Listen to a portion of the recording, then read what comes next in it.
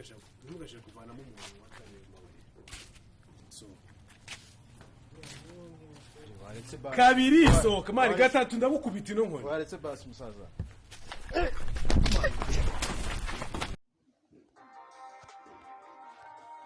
What's up guys, uyu ni wa musore wanyu Andi Macupa, mbahaye ikaze kuri Uwapati TV. Aho muri kubona rwose muri screen cyamaye nka data ibi ni ibiki. So hari inkuru rero imaze iminsi icicikana ku ma social media ari nayo tugiye kuganiraho. So insanganyamatsiko rero ikabivuga ngo mwitonde, ni insanganyamatsiko iryoshye cyane.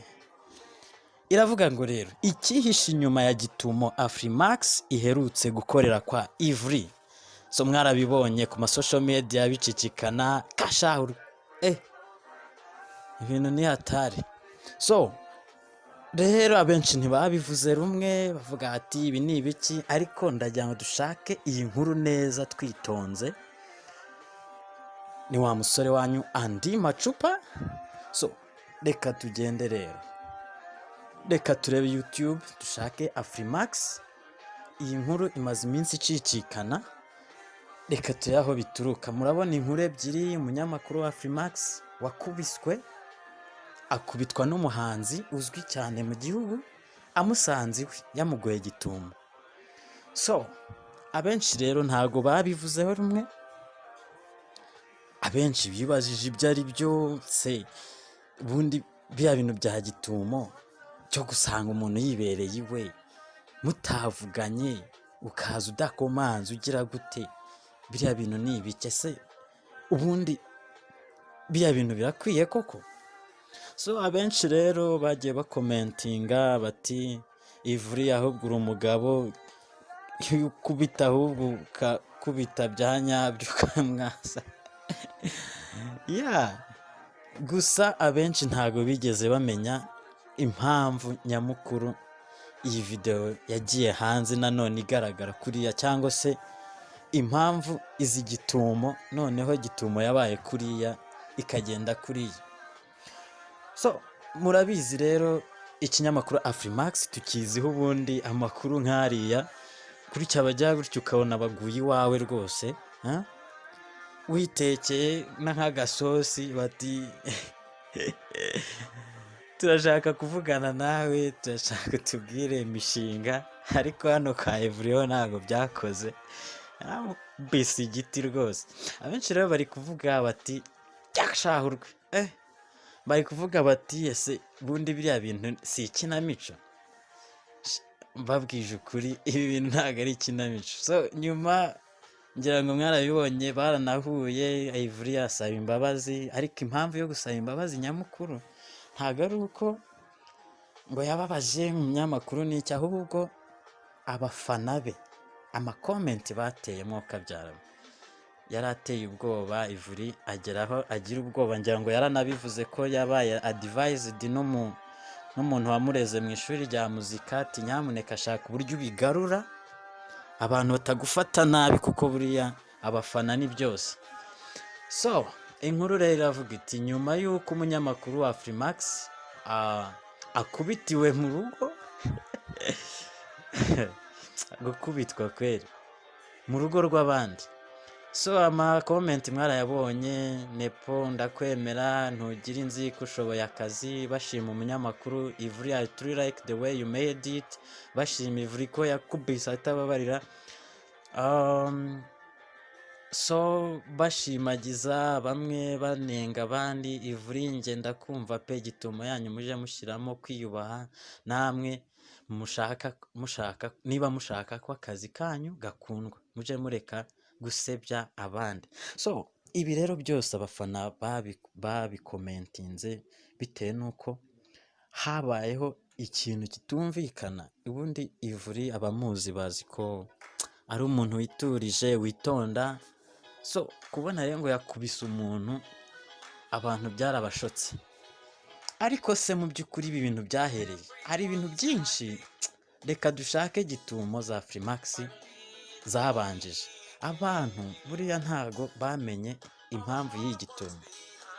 Igitumo bisa naho Afrimax yayishyizeho igira ngo igarure isura yari ifite mbere, kuko abantu bari bamaze gutangira kwica amazi, kugira ngo murareba muri iyi gitumo abantu barayisebeje cyane ati iyo teatre mwadukiniye nta gitumo irimo.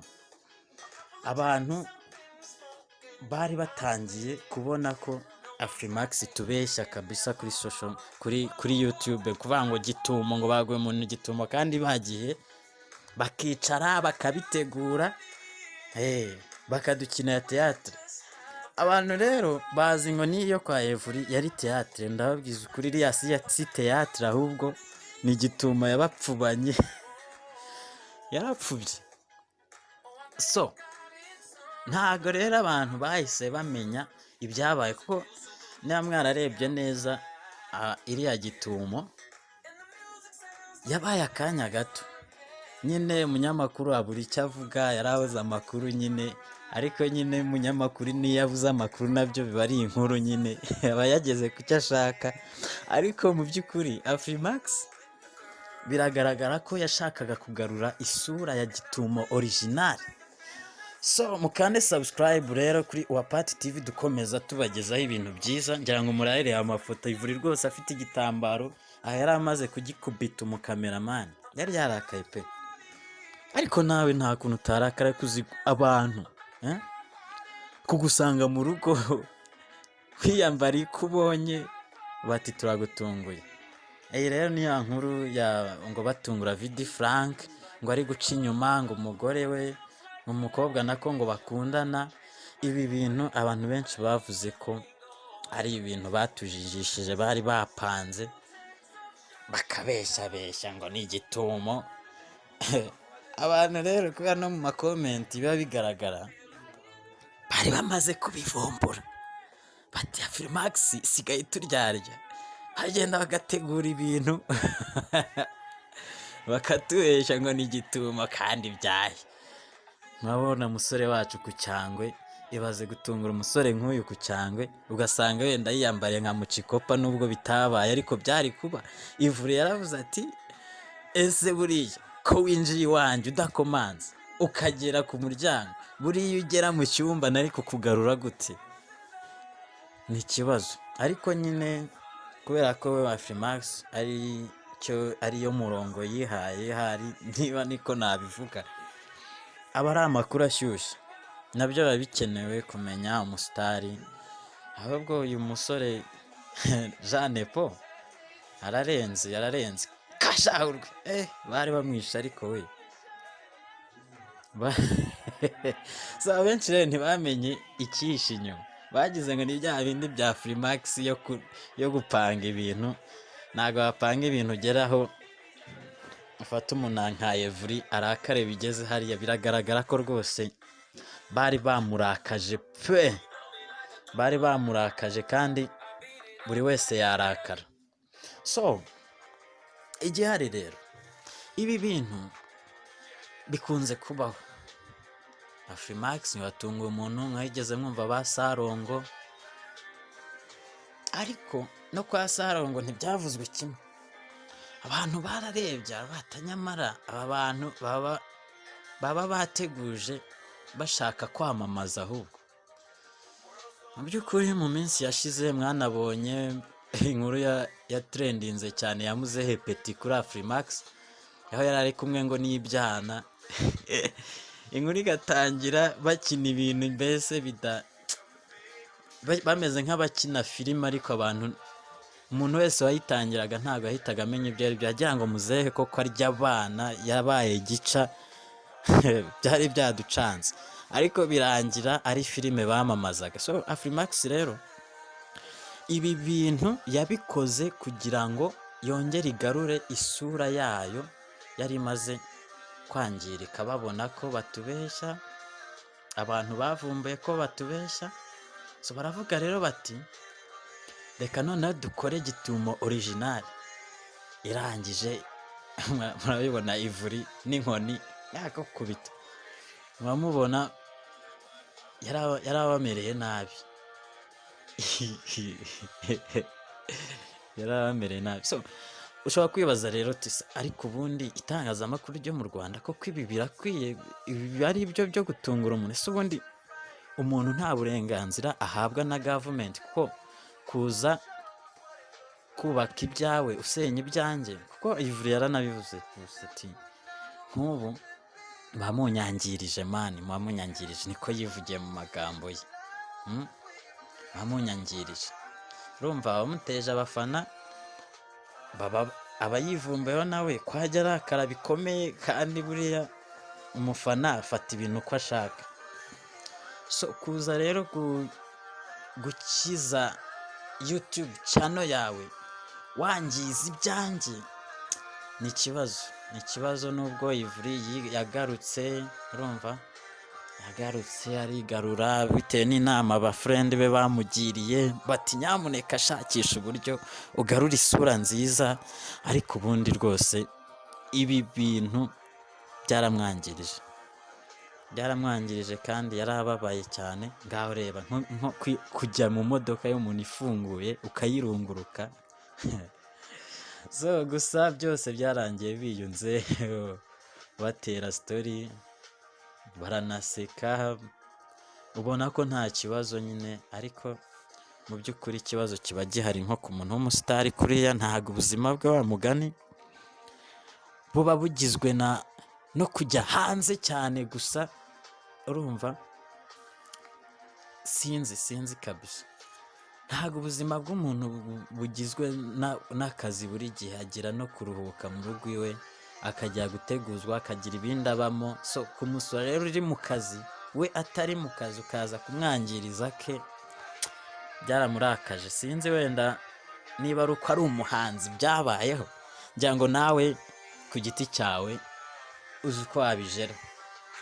Uyu rero Vidi Frank we byagaragaye ko ari agakino bari badukinnye rwose, nk'aba bakobwa be baserera Freemax nk'umucunguzi abakiza. Ndavuga Bakti arimo abakiza ati nyamuneka noneho murebe muri comment ngo ariko se mu by'ukuri iyi ni theatre muri gukina, uyu ni Valence Nsengimana. Noneho comment ni nyinshi cyane zasebyaga iyi video zivuga ko rwose ibi atari byo, badukinnye agakino ngo gitumo byaheye ko babipanze. Rero kubera iyi nkubiri yo kuvuga ngo gitumo ngo iki, bari bamaze kubona ko abantu babivumbuye basigaye bazitegura. Barangije bati noneho Jeanne Paul, noneho genda ukore gitumo original. Ngira ngo murabibona Vidi Frank banagiranye interview, bivuze ngo hari ibintu ibyo byose bashakaga kwamamaza.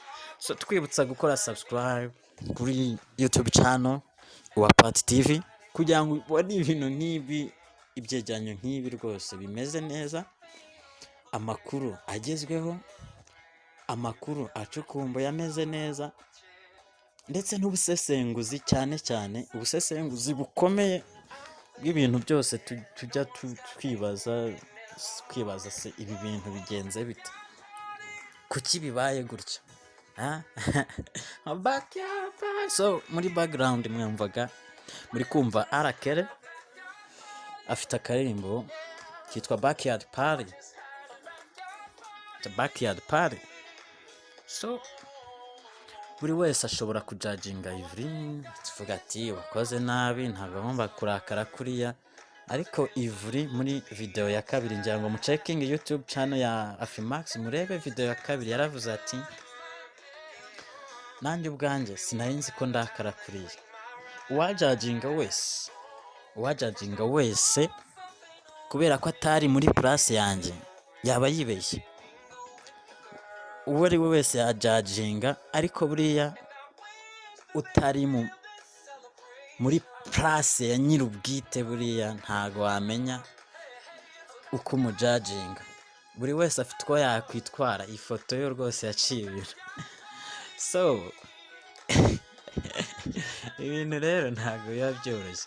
So tubibutsa subscribe, please subscribe kugira ngo mubone amakuru meza aryoshye, then share mugenzi wawe nawe abimenye, tujye dusangira amakuru nk'aya aryoshye ameze neza. ah, ameze neza cyane rwose. Ariko iyi video rwose byari bisekeje. Jeanne Paul ageze hanze bimuyobeye ayobera ku baturage bigenderaga, ariko nyine ni amakuru, ni n'umuntu w'umugabo.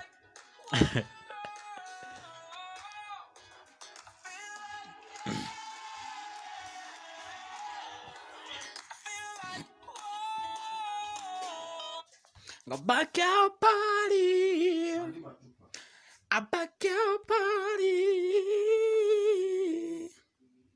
So, bye bye. Don't forget to subscribe. So, ni Uwapati TV.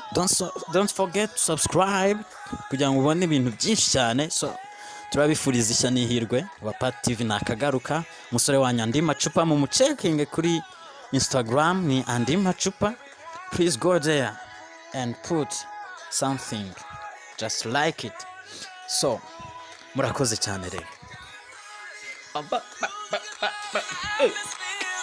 Back your party.